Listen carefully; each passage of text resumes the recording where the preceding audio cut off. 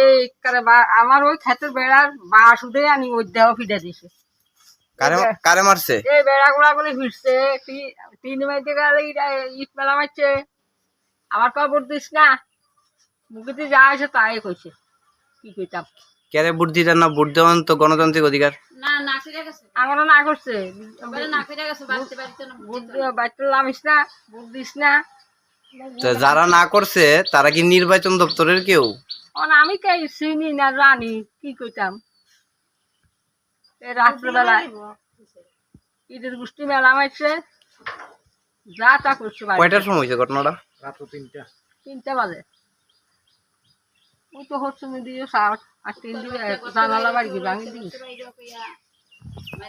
আমরা তো রাত্রে শুয়ে দিছি, তখন রাত্র 3টা বাজে। হঠাৎ করে উঠছি, উঠে দেখি কিন্তু এই চালে সব চালে মানে ইটের আওয়াজ হইতেছে। আওয়াজ হয়েছে পরে আমরা তো ভাবছি মানে কিতা জানি হয়েছে।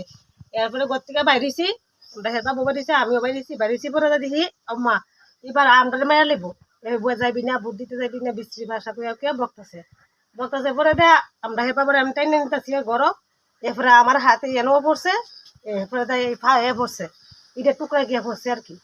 পড়ছে পরে এরপরে যখন এই লাইটটা ভাঙছে, বন্ধ করে গেছে, আমি আপসা দেখছি যদিও। এরপরে দেওয়া গেতে হচ্ছে যখন আমরা দরজা লাগাই লিছি, তখন আমরা দরজার ভিতরে আরেকবার গিয়ে এই গেটের থেকে গিয়ে সেটা আরেকবার মনে হয় 27টা ইটের ইট দিয়ে দিছে ঢিল। এবার দরজা মানে খুলবো বাপ, আমরা 3জনে মিললে দরজাটা ধাক্কাতে রাখছি। এরপরে কইছে বুট দিতাম না, যদি বুট দিয়ে আমরা মেরে নেবো। এটা কত নম্বর বুথ? এটা কত নম্বর? 1 নম্বর বুথ। আচ্ছা, এদিকে নির্বাচন কমিশন কইতাছে ভয়ভীতি দূর কইরা উৎসবের মেজাজে ভোট দেওয়ার লাগিয়া, তার মধ্যে আবার কিছু লোক রাত্রেবেলা আয় কইতাছে ভোট দিতে গেলে মাইরা লাইব। তো এটি কি মনে করতেছেন? এটা নিয়ে কি কইবেন?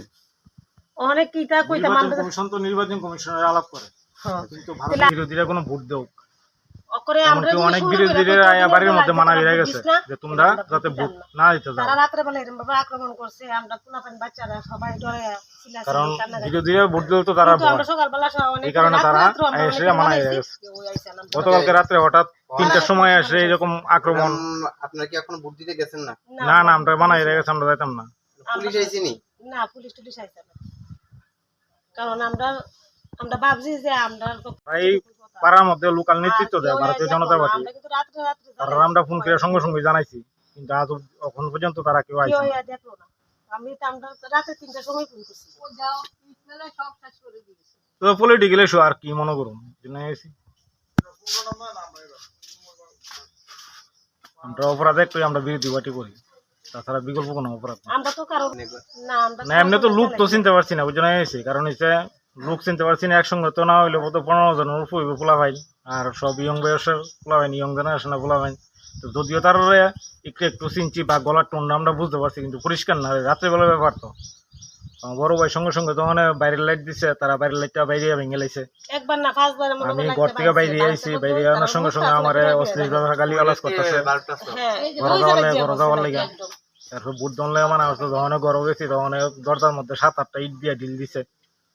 নিজের প্রাণ রক্ষা করতে আমরা ঘরেই আসছিলাম। তারপরে ঘর ঢুকছি, আরেকবার গেট